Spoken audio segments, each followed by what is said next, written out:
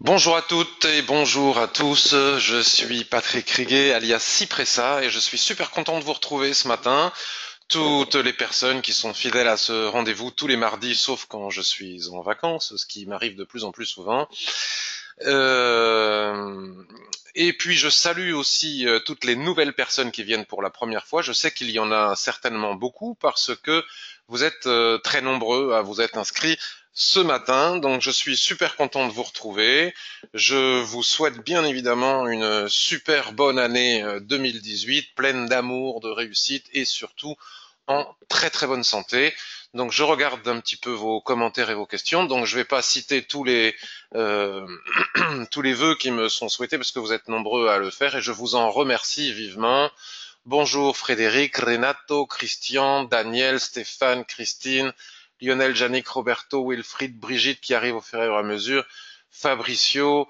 Merci beaucoup à tous pour vos nombreux vœux de bonne santé, etc., etc., pour ma famille et pour moi-même.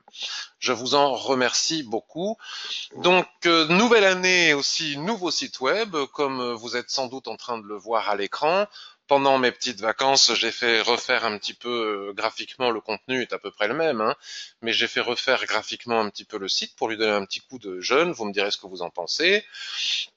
Je voudrais aussi remercier les personnes qui m'ont fait confiance tout au long de l'année 2017 et qui ont acheté la formation à l'Ishimoku ou la formation au chandelier japonais ou les deux, et en particulier en ce mois de décembre 2007 où de nouveaux records incroyables de personnes qui ont acheté les formations. Donc merci beaucoup pour votre confiance. Et puis je constate aussi que le travail ne doit pas être si mauvais parce que quand on clique sur les témoignages, que je ne modère jamais, hein, c'est-à-dire qu'ils sont publiés directement sans que je sois allé les censurer avant ou les lire avant, donc parfois je me rends même pas compte quand ils ont été publiés, sont vraiment très bons, donc je suis vraiment très content d'avoir réussi à faire une formation qui vous convienne. N'oubliez pas pour autant, et c'est ce que nous allons voir maintenant, d'ailleurs il faut que je le fasse, n'oubliez pas, alors c'est sur la page d'accueil, que malgré tout, malgré des formations en trading, c'est pas pour ça qu'on devient riche du jour au lendemain et qu'il n'y a plus de risque à pratiquer le trading, que ce soit CFD, devises, actions, futures, et j'en passe bien évidemment. Tout type de trading est compliqué, comporte des risques importants, en particulier lorsque l'on n'a pas dompté nos émotions. Vous savez que les émotions du trader sont son pire ennemi. Et si on n'applique pas un money management strict et rigoureux en façon de notre style de trading, il n'y a pas de possibilité de réussir sur les marchés, il n'y a que la garantie de perdre, donc Ishimoku, chartisme ou je ne sais quoi encore, sans un money management strict et rigoureux et sans avoir dompté ses émotions, il n'y a pas de possibilité de réussir sur les marchés, c'est une conviction absolue basée sur une expérience personnelle. Donc sur ce nouveau site web, vous retrouverez le blog avec énormément d'analyses. Rien qu'avec le blog, il y a de quoi apprendre l'Ishimoku à lui tout seul. Ma chaîne YouTube avec toutes mes vidéos, le forum. Je remercie aussi toutes les personnes qui ont fait vivre le forum pendant mon absence. Et puis bien sûr les différentes formations. Et puis ici des petits tutos, vous voyez à gauche de l'écran, là où je fais des ronds, qui ne sont pas la formation complète, mais déjà rien qu'avec ça, plus le reste, on peut même se former parfois gratuitement, même si ça va beaucoup plus vite et que je ne dis pas tout et qu'on apprend encore beaucoup plus de choses dans les différentes formations. Donc maintenant que nous avons vu qu'il y avait des risques sur le trading et que nous le savons, je vous propose avant de... Alors je vois qu'il y a des petites demandes d'analyse, donc je vais les faire. Donc je vais vous dire aussi que pour les personnes qui viennent pour la première fois, je ne donne pas ici avec ces revues de marché de cours sur l'Ishimoku. Je ne vais pas vous expliquer comment on utilise l'Ishimoku, puisque ce serait trop long et je ne pourrais pas répondre à toutes les questions.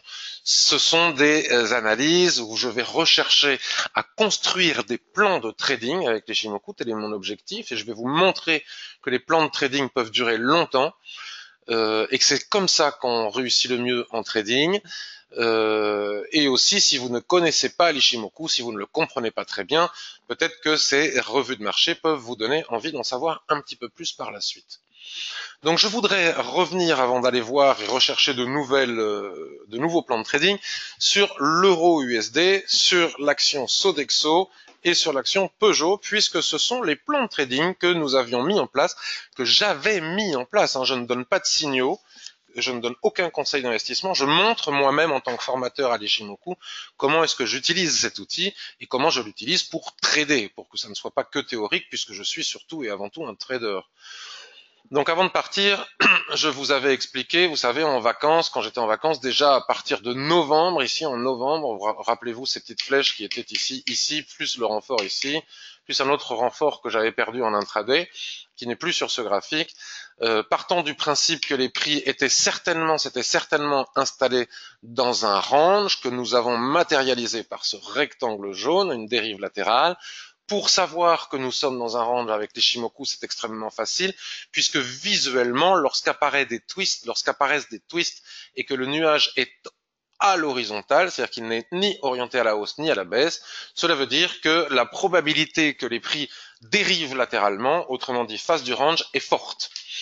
Et donc, dans ces cas-là, les lignes de l'Ishimoku, que ce soit pour les prix ou pour Chikou-Span, traversent le nuage dans un sens ou dans l'autre de façon très facile. Il n'y a plus de résistance ou de support évidente sur les lignes de l'Ishimoku.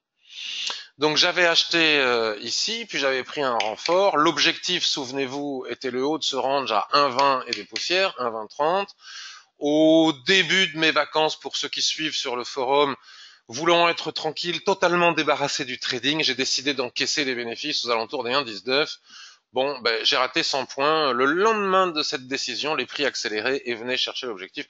Ceci dit, ça m'a quand même permis de gagner pratiquement 275 pips ou un truc dans le genre entre les deux renforts, ce qui était déjà pas mal. Là était le stop. Donc vous voyez, un plan de trading consiste à savoir attendre, à être patient. Il y a de plus en plus de gens qui veulent en découdre avec le marché à toute vitesse. C'est pour ça qu'on voit fleurir des scalpers tout azimut, mais on les voit se faner aussi vite qu'ils ont fleuri. Donc vous comprendrez ce que ça veut dire. Et les gens qui ont la patience d'attendre pour des plans intraday, voire swing trading, durent quand même beaucoup plus longtemps, selon moi, sur les marchés, même si je reconnais qu'il y a de très bons experts en trading de très court terme, mais ils sont quand même relativement rares, et lorsque l'on n'a pas au moins 3-4 ans d'expérience, il est préférable de construire des plans de trading et de savoir patienter, d'attendre, de faire peu de trades, des trades sûrs, et ainsi gagner.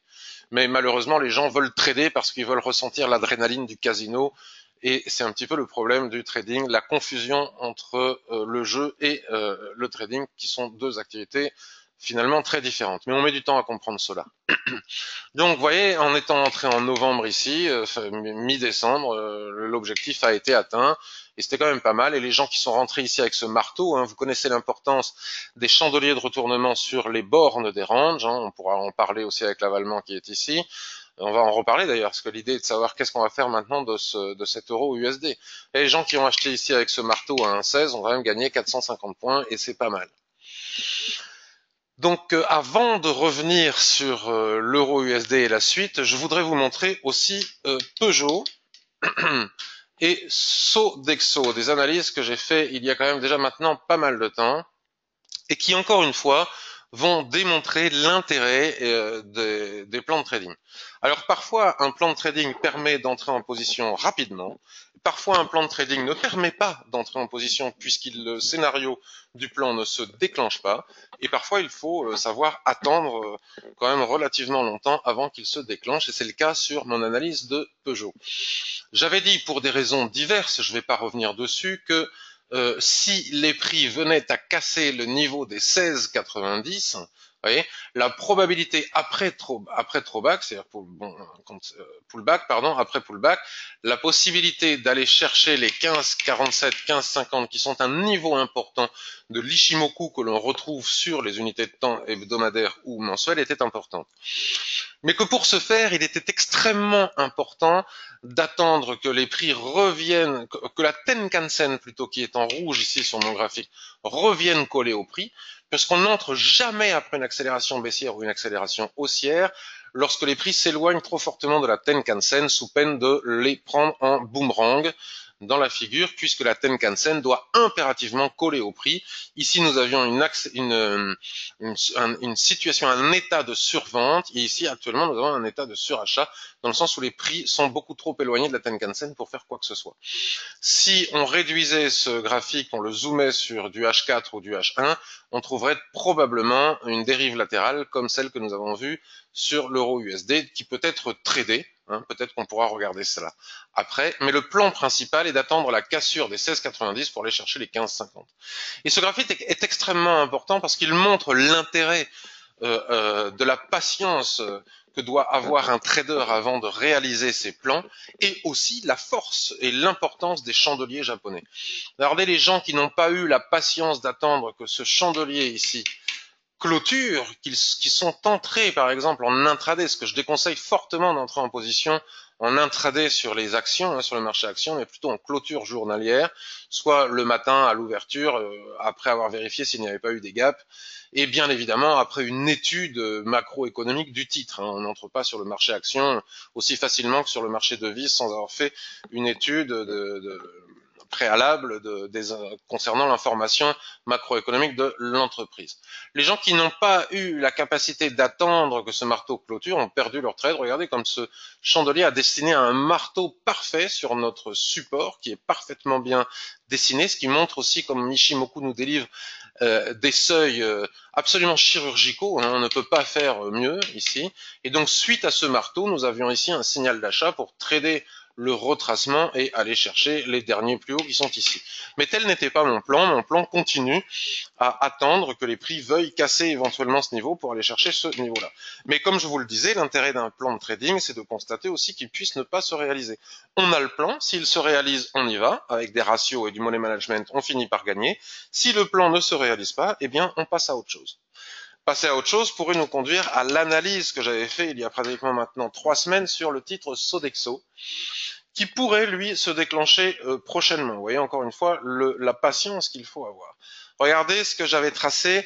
Comme je vous le dis à chaque fois, je laisse pratiquement toujours mes tracés sur les graphiques parce que ça permet de savoir où on en est. Ça sert à rien de faire de nouveaux tracés tous les jours, si ce n'est vouloir, encore une fois, faire du trading casino. Donc cette ligne ici, je ne sais pas ce qu'elle représente, on va l'enlever. Et nous retrouvons ici, vous voyez, on avait une dérive latérale représentée par ce rectangle jaune. J'avais dit à l'époque que si cette dérive latérale était cassée par le haut, il fallait attendre un throwback, cette fois-ci nous sommes bien dans le cadre d'un throwback et non plus d'un pullback, pour éventuellement attendre que les prix se réappuient sur cette ligne de tendance, pour entrer en position et aller chercher le haut du canal, éventuellement s'installer dans la tendance, pour aller chercher le haut de la grande dérive latérale qui est ici à 123,40. La configuration serait peut-être en train de se préciser actuellement. Nous avons ici les prix qui ont fait un gap, qui ont gapé, vous voyez, on a cassé, on a fait un léger throwback, mais pas vraiment jusqu'à la borne basse de ce canal haussier. Et là, maintenant, si nous avions ce soir, en fin d'après-midi ici, une clôture avec ce doji, qui idéalement, franchement, idéalement, il faudrait attendre que ce doji veuille bien casser les 110. Vous voyez, c'est-à-dire la résistance représentée ici par l'ancienne borne de la dérive latérale, borne haute. Vous voyez, ça reste une résistance, il faut le constater. Si ce doji clôture, par exemple, avec un marteau au-dessus des 110, j'achèterais le titre avec un stop sous la mèche basse pour viser le haut du canal et on voit bien à l'œil nu que j'aurai un ratio parfait. Par contre, si ça ne casse pas, je ne le fais pas. Si en intraday, les prix passent au-dessus, comme on l'a vu tout à l'heure, je ne le fais pas non plus. J'attends la clôture pour m'assurer que le prix casse bien ce niveau. Donc là, mon plan d'achat que j'ai fait il y a pratiquement 3 semaines, un mois, est en train de se matérialiser aujourd'hui. C'est pour vous dire s'il faut être patient, et en particulier avec les actions. D'accord ? Maintenant, supposons que les prix cassent ici ce niveau en force. Bon, on va voir aujourd'hui ce qui va se passer. Bien évidemment, encore une fois, il faut s'informer sur la macroéconomie de l'entreprise. Si les prix cassent, voilà, là le ratio s'amoindrit, peut-être que nous pourrons attendre un retracement sur ce niveau pour pouvoir acheter et aller chercher le haut du canal. Regardez comme Chikou ici est délivré de tout obstacle si jamais les prix viennent à casser ce niveau. Donc nous avons ici un plan de trading concret sur Sodexo qui pourrait se réaliser dans les jours qui viennent, peut-être même dans la journée. Revenons maintenant sur Euro-USD. Pour les actions, si vous avez des questions, vous me les posez. Sinon, comme je redécouvre les graphiques, pour être franc et sincère, je n'ai pas regardé les graphiques pendant 15 jours. Si ce n'est de temps en temps comme ça sur mon téléphone portable, mais alors vraiment vite fait, j'ai vraiment décroché pendant ces quelques jours de vacances, et je découvre les graphiques en même temps que vous aujourd'hui, donc je n'ai pas particulièrement de plan préétabli, et j'ai fait exprès de ne rien préparer pour vous montrer comment est-ce que je fais quand je n'ai pas regardé les graphiques depuis longtemps. Donc sur l'euro USD, je vois que l'objectif que nous avions établi a été atteint, et donc maintenant la question est de savoir, ok, j'ai atteint mon objectif, j'ai encaissé ou pas, je ne sais pas, ou je ne suis pas en position, qu'est-ce que je peux éventuellement faire sur l'euro USD? Certains diront, ah ben tiens, j'ai vendu la borne haute du range. À mon avis, ils ont tort, même s'ils auront pris quelques points ici, puisque la règle est la règle. Si vous avez suivi ma formation sur le trading range dans la formation totale à l'Ishimoku, qui est très très détaillée avec plein de pages et des vidéos, vous savez que, encore une fois, là on est dans le cadre de la patience du trader, dans le biais psychologique, lorsqu'un range est cassé, il est cassé. Et lorsque les prix réintègrent ce range, même à la suite de chandeliers de retournement comme cet avalement ici, vous savez que les avalements sur le marché des devises n'est pas pareil que l'avalement sur le marché des actions, hein, c'est aussi le contenu de ma formation sur les chandeliers qui explique cela. Une fois qu'un range est cassé, il est cassé, et même si les prix le réintègrent, nous ne savons pas s'ils le réintègrent pour faire une nouvelle rotation, soit partielle, soit complète à l'intérieur de la dérive latérale, ou si ce n'est qu'un retracement qui peut aller jusqu'à la Kijun-sen pour s'appuyer sur cette Kijun-sen et repartir à l'assaut des objectifs suivants. Et les objectifs suivants, nous les avions tracés ici il y a un moment aussi, c'est 1,24 selon moi et 1,25. Donc, la question est, si je veux viser un 24 et un 25, quel est le bon timing pour entrer en position? C'est la différence du trader et l'analyste. L'analyste va vous dire, bon voilà, il y a de fortes probabilités pour que les prix aillent à un 24. C'est super, sympa, merci. Mais j'entre quand? Parce que si j'entre à un 22 et que ça retrace, je perds mon trade. Donc ça me sert à rien de savoir que les prix vont aller là ou là si je n'ai pas un bon timing d'entrer en position. Les chandeliers japonais sont là pour nous aider, ainsi que l'analyse technique. Donc l'analyse technique avec Ishimoku, que l'on peut agrémenter ici d'une ligne chartiste, permet de constater que si les prix reviennent chercher ici la Kijun-sen et dessinent sur cette Kijun-sen, soit directement en clôture daily, soit en anticipation, ce qu'on ne peut pas faire avec les actions, ou en tout cas ce que je déconseille avec les actions, comme je l'ai dit tout à l'heure, peut être fait sur le marché des devises, ce qui n'est pas pareil. Si sur H4 ici par exemple, sur ce niveau de Kijun-sen Daily, j'ai des chandeliers, et en dehors de toute statistique économique et de toute décision de banque centrale, et en tenant compte vendredi de l'inflation américaine, bien entendu, cela va de soi, si j'ai des chandeliers de retournement sur ce niveau, à ce moment-là, je peux entrer en position avec un stop sous le nuage ici, et aller chercher de nouveau les 1,20, 50 si j'ai le ratio, ici j'aurai pas le ratio, et probablement les 1,24. Ça c'est la première possibilité. On n'a pas de boule de cristal, il faut établir des scénarios. Scénario numéro 1, chandelier de retournement en clôture daily ici ou avec H4, possibilité d'entrer en position, c'est ce que je vois moi, hein, je ne vous donne pas de conseils d'investissement. Et si j'ai le ratio, j'entre en position pour aller chercher les 1,24. Deuxième possibilité serait d'attendre que les prix recassent clairement le niveau des 1,20,50, hein, on va dire 1,20,60, et après retracement sur cette résistance qui deviendrait par changement de polarité un support, 6 chandeliers de retournement clair et net, seulement, puisque là il s'agirait plus d'un retracement, il s'agirait d'une cassure franche, à ce moment-là, entrer en position une fois de plus pour aller chercher les 1,24. Troisième scénario possible, c'est d'aller regarder ce qui se fait toujours lorsque l'on utilise l'Ishimoku, en ce qu'on appelle analyse dynamique, c'est-à-dire sur plusieurs unités de temps, aller regarder le graphique hebdomadaire. Et si on regarde le graphique hebdomadaire, on a un renseignement quand même intéressant, c'est-à-dire que les dépassements que nous avons vus sur le graphique daily ne sont que les mèches qui apparaissent ici. Vous voyez que la tendance reste clairement haussière, hein, avec à mon avis toujours cette possibilité d'aller chercher ce niveau de SSB qui est ici à 1,2245, puis finalement les 1,2560 ici, en tenant compte de l'intermédiaire ici à 1,2285 aussi, vous savez utiliser l'Ishimoku. nous voyons que nous sommes dans une situation claire de surachat, donc il n'est pas normal que, anormal pardon, sur ce niveau de résistance, les prix décident de retracer.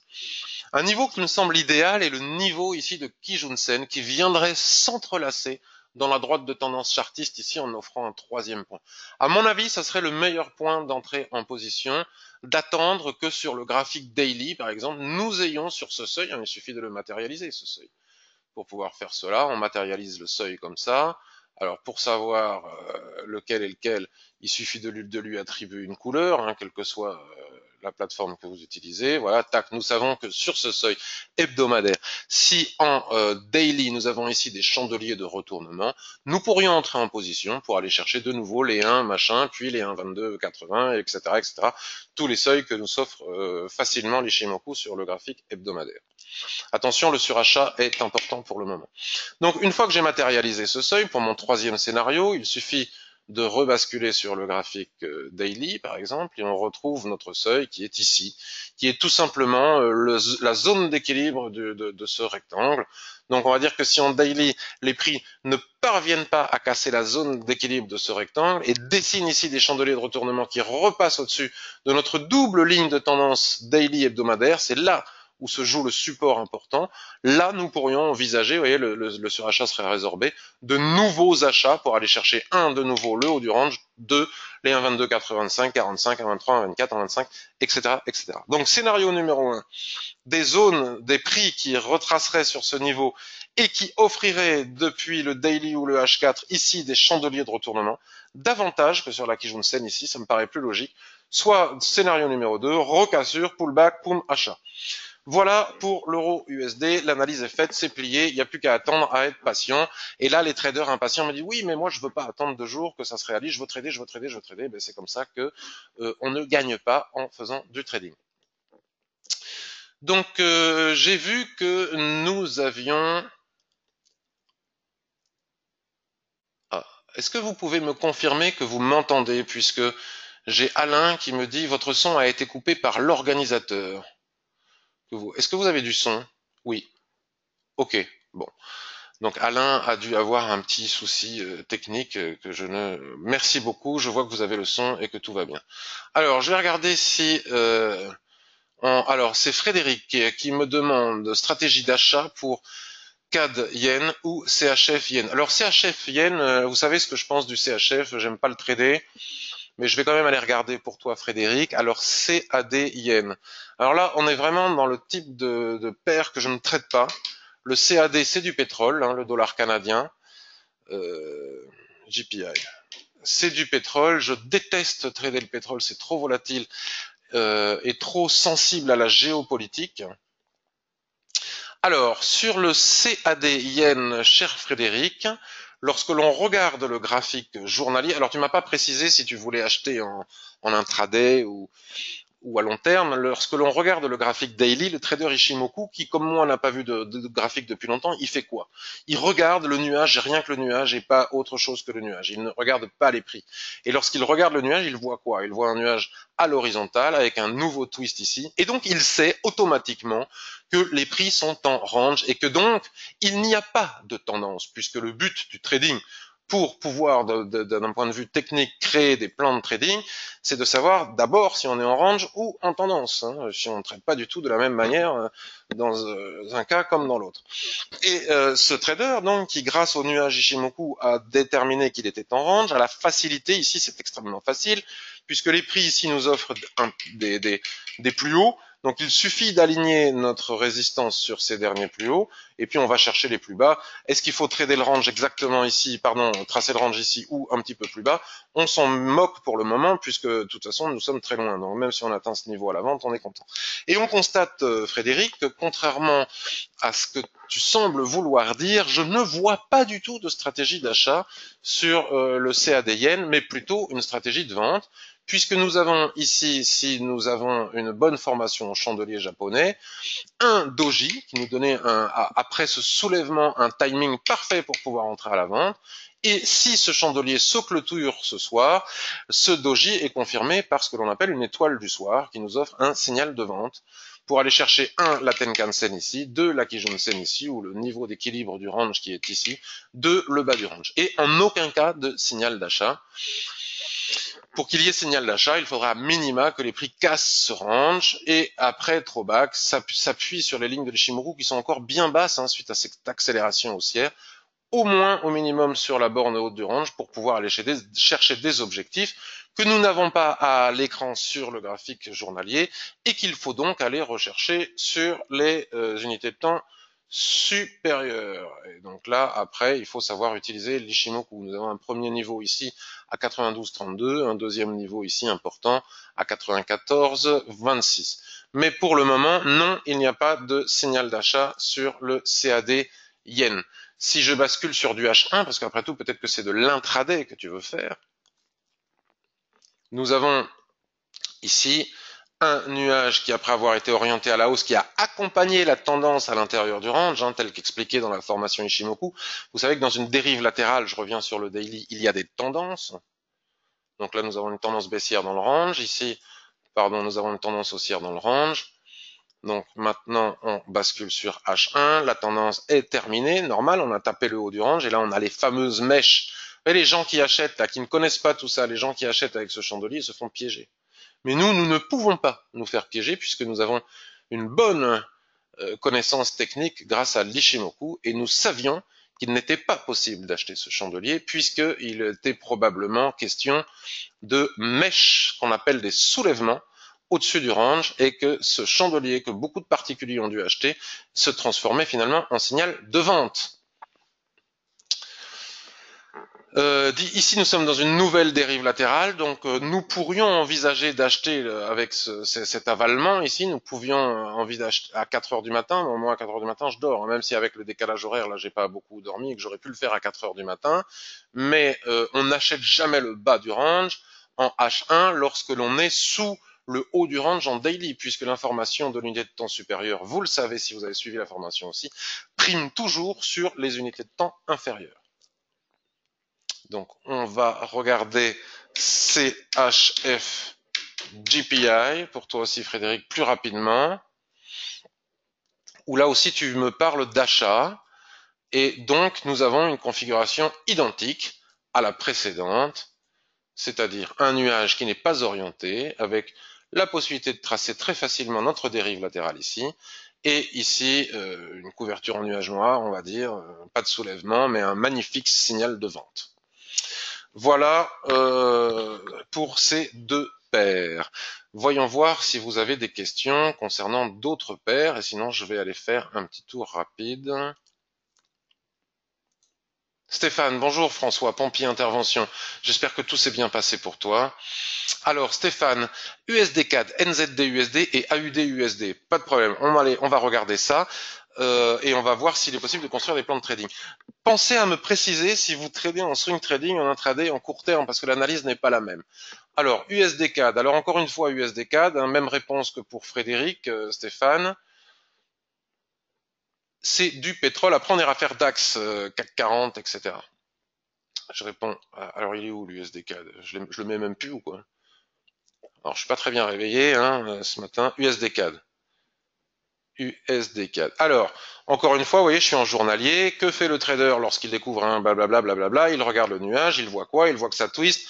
Il voit que ça se met ici au niveau de la SSBA, l'horizontale, aligné à un petit plat qui jaune ici. Il sait automatiquement en 2 temps 3 mouvements, c'est facile. Il se pose pas de question de savoir où blablabla. Il sait immédiatement que nous sommes dans une dérive latérale. Et là, nous pourrions avoir un signal d'achat, bien que j'insiste sur le fait que le dollar canadien, c'est du pétrole. Il suffit que l'émir d'Arabie Saoudite pète plus haut que son cul, excusez-moi, pour que ça parte dans tous les sens. Il faut le savoir, très sensible à la géopolitique, le pétrole. Donc ici, nous avons un doji, nous avons un avalement en cours, qui sera confirmé qu'en clôture journalière, et une étoile du matin. Tout cela nous donne un magnifique signal d'achat, avec un stop éventuellement sous le niveau des 1,23. Bien évidemment, il faut aussi, ce que je n'ai pas fait avec mon retour de vacances, aller voir quels sont les informations, les éléments d'importance qui vont avoir lieu dans les jours qui viennent concernant les statistiques économiques et macroéconomiques. Notamment, j'ai entendu parler d'inflation très attendue vendredi aux USA qui pourrait influer sur les trades actuels. Mais ici, nous avons clairement et typiquement un signal d'achat, tendance fulgurante ici à l'intérieur du range, réaction sur ce bas du range. Nous sommes en survente. Pour moi, ici, il n'y a pas photo, c'est un signal d'achat.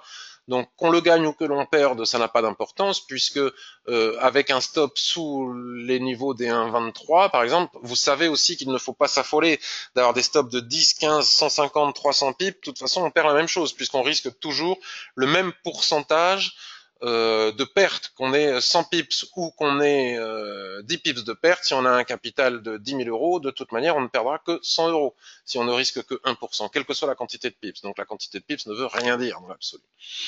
Et le premier objectif, c'est le niveau central de la dérive latérale ici à 1,2635, puis les 1,2889. Si on est à la vente, on serait bien avisé de prendre nos bénéfices parce que le retracement, à minima, le retracement est fortement probable, vu la configuration technique.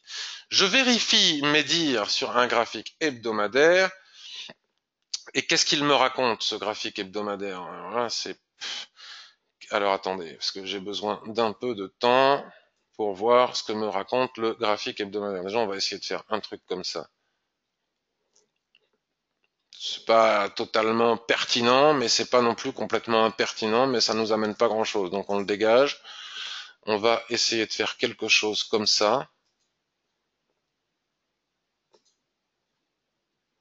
Voilà, donc là, bon, les prix, s'ils viennent à casser le niveau de support que je viens d'indiquer sur le daily, l'objectif suivant, c'est les 1,2070. Donc, vous voyez, on peut avoir un scénario acheteur, un scénario vendeur.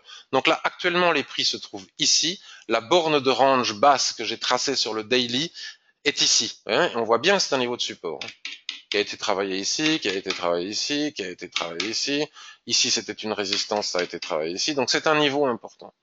Donc maintenant, on peut revenir sur notre graphique daily et nous avons nos deux plans de trading. Soit j'ai acheté ici, ou je vais acheter ici, en fonction de la configuration des statistiques du jour, etc., avec un stop sous ce niveau, qui de toute manière, ça sert à rien d'abaisser son stop après, comme font souvent les débutants, hein, qui ne supportent pas de perdre et qui abaissent leur stop en mode espoir. L'espoir, c'est très bien dans tout dans la vie, sauf en trading. Si le stop est tapé ici, la probabilité pour que les prix viennent chercher le niveau de support suivant, qui est à 1,2030, est important ici. Donc nous avons notre plan de trading sur l'USD4. Je bascule sur du H4 pour voir un petit peu ce qu'il en est. Voilà, ça ne nous apporte pas grand-chose de plus. Tu m'as demandé aussi, me semble-t-il, Stéphane, journalier. D'accord, donc journalier, c'est parfait. AUD USD, Yannick aussi me demande AUD USD et NZD USD. Nicolas s'est fâché parce que j'ai dit que ce n'est pas un émir en Arabie Saoudite, mais un roi et un prince. Alors, et a quitté la réunion. Donc, nous allons regarder maintenant l'AUD USD en daily.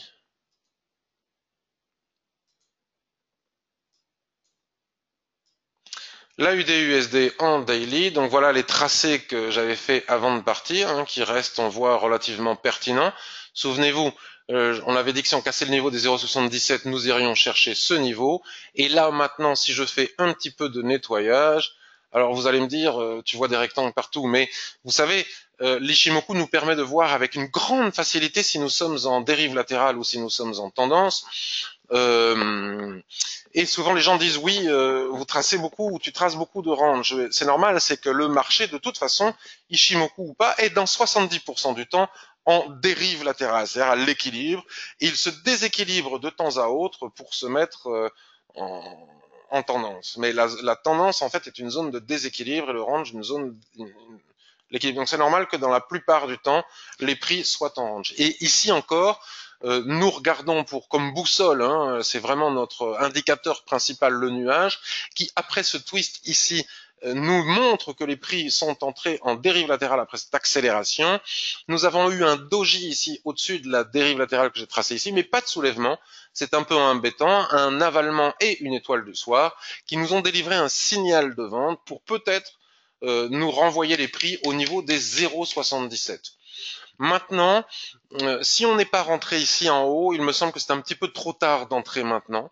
Nous pourrions subir à nouveau un retracement et peut-être faut-il attendre que les prix retracent sur ce niveau, voire sur celui-ci pour acheter. Là, c'est un peu tard, il fallait vendre hier ou bon, c'est encore possible, hein, mais ce qui m'embête un peu, c'est que nous avons le haut d'une plus grande dérive latérale qui se trouve ici à 0,80, et donc la probabilité pour que nous soyons en train de retracer un petit peu comme l'euro USD finalement, hein, c'est normal que ça se ressent, que nous soyons en train de retracer pour finalement casser ici les 0,79 et aller chercher les 0,81. J'aurais plutôt tendance à privilégier ce plan de trading, attendre la cassure, ou si je suis entré en position, continuer à rester en position, soit encaisser ici, s'il faut s'attendre à un retracement, soit tenir la position et attendre que les 0,79 cassent, et après throwback, aller chercher les 0,81. Voilà pour l'AUD USD. Pour le NZD USD, ça ne doit pas être bien différent. Donc, vous voyez ce que j'avais tracé déjà à l'époque, hein, voilà, les tendances à l'intérieur du range. Donc, on va aller nettoyer ces graphiques et finalement, regardez les tracés que nous avions fait il n'y a pas si longtemps. Euh, demeure pertinent. Ici, nous avions un niveau de stop hein, pour des achats ici sur la borne haute du range, regardez, qui n'a pas été atteint. Et finalement, après s'être fait un peu peur sur la borne basse du range, les prix sont en train de remonter et nous sommes dans une configuration identique à celle de l'AUD-USD, c'est-à-dire que le twist du nuage que nous avons sous les yeux actuellement nous permet de tracer ce rectangle, mais ici nous avons une configuration en haute vague, une étoile filante en formation.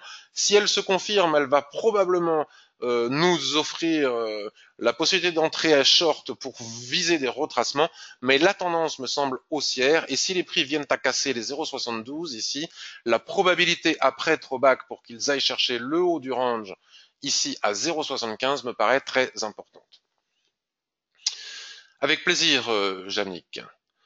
Donc, je vous parlais aussi du DAX, du CAC, du SP500, du Dow Jones. C'est ce que nous allons voir maintenant, parce que je sais que beaucoup de personnes tradent aussi.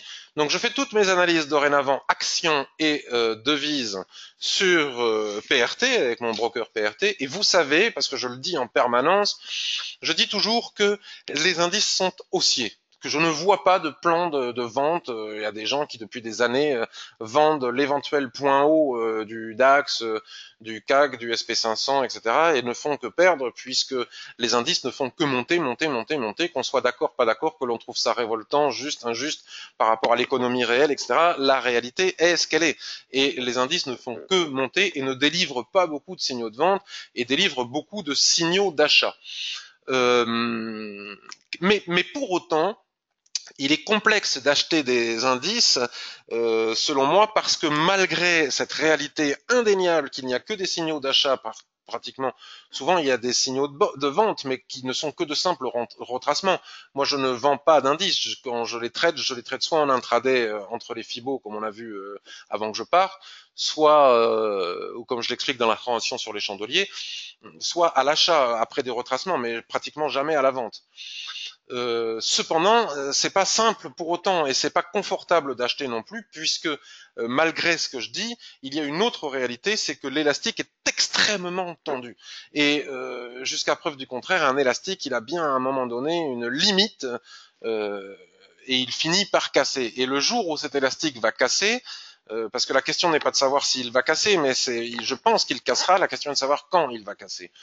Le jour où il cassera, ça fera très mal. Et donc il est compliqué en swing trading, voire même en intraday, parce qu'on ne sait pas à quel moment ça peut intervenir. Il est compliqué d'acheter en sachant que l'élastique est extrêmement tendu et qu'il peut finir, même s'il y a un retracement, un simple retracement sur de l'hebdomadaire ou sur du mensuel comme ça fera très mal pour les acheteurs, même s'il n'y a que des signaux acheteurs. Donc c'est pour ça que ça fait des mois et des mois et que je dis toujours attention les achats, même s'il ne faut pas vendre, les achats sur indice si vous n'avez pas des stops garantis. Donc moi je ne trade plus le futur, hein, vous savez que j'étais sur futur, hein, sur les indices.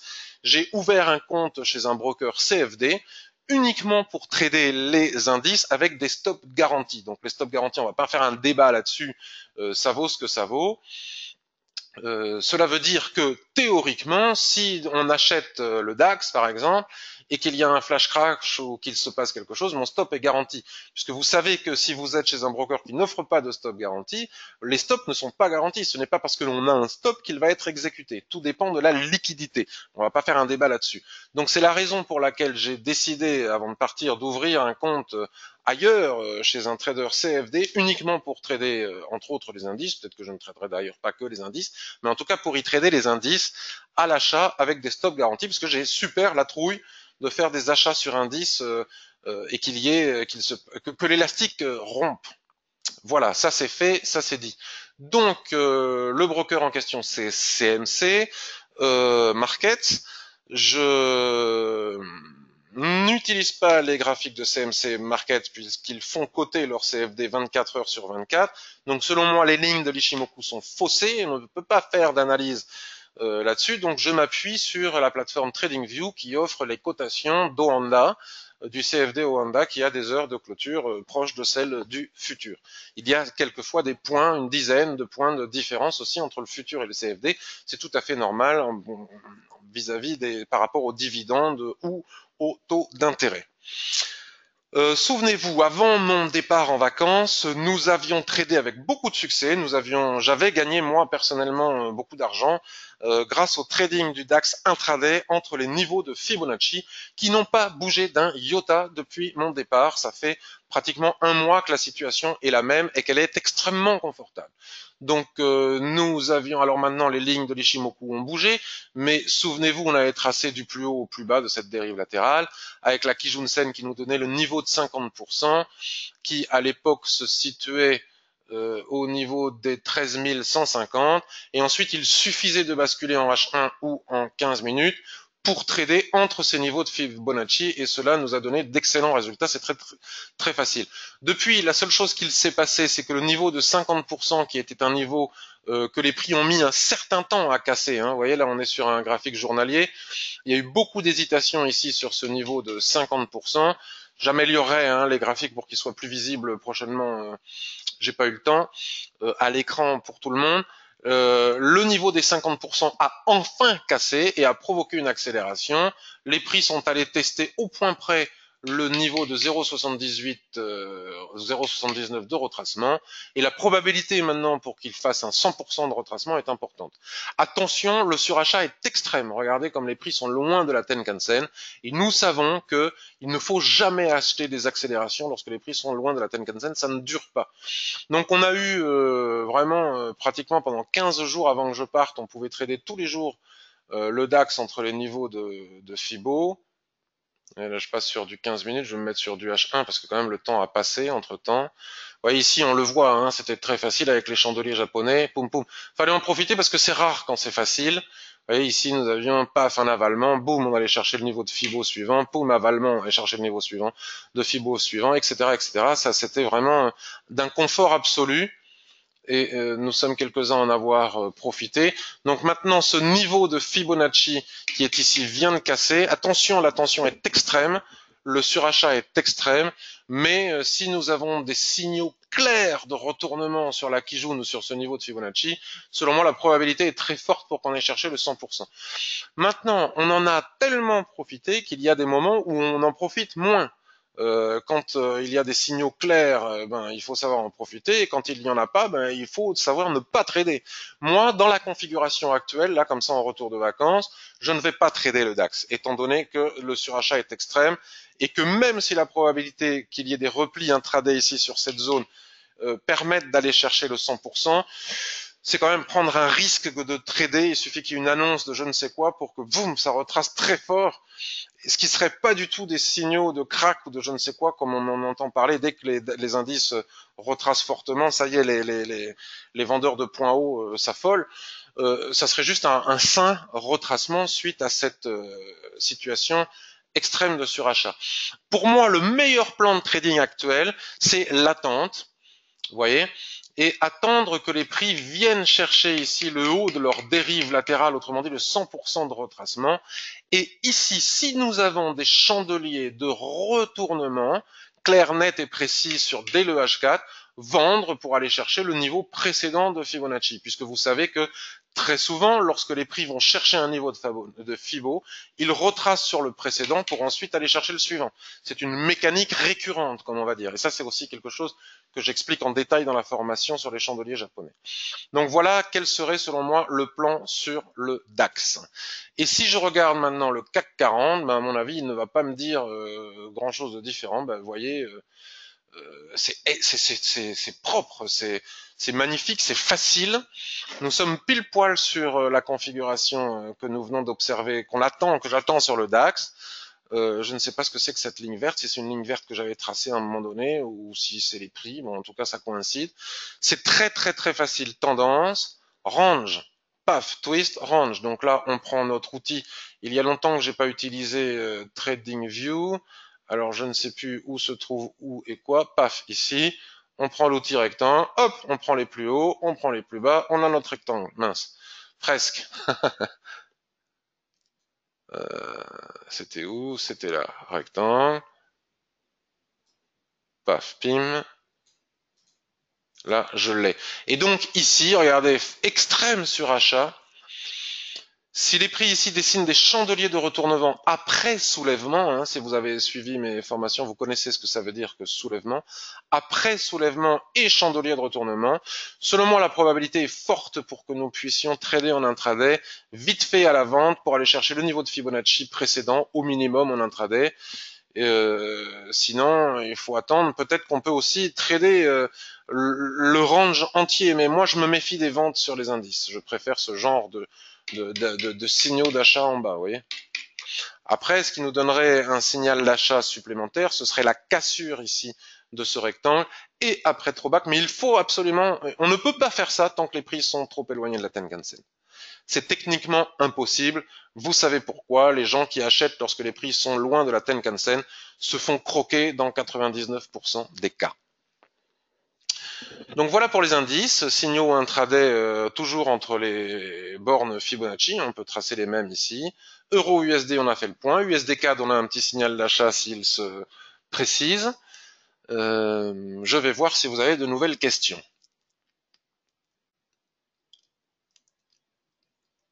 Bonjour Yannick, as-tu un avis sur les brokers anglais et sur le Brexit? Non, j'ai pas d'avis. Et d'ailleurs, tu vois, j'ai ouvert un compte chez CMC, qui est un broker anglais. Bon, je ne sais pas ce que ça va donner.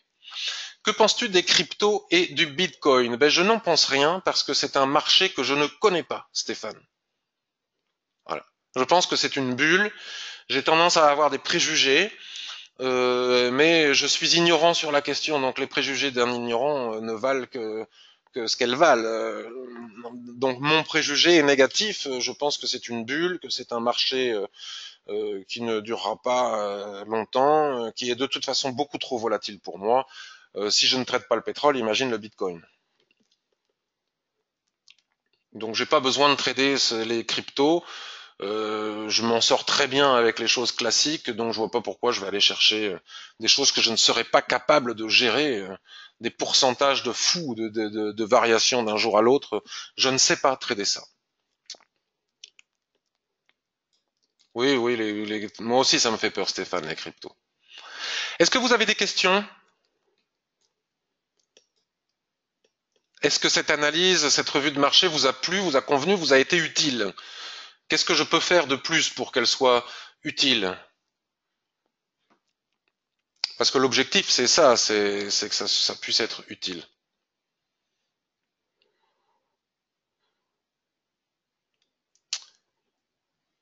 Alors, s'il n'y a pas de questions, je vais vous souhaiter une excellente journée.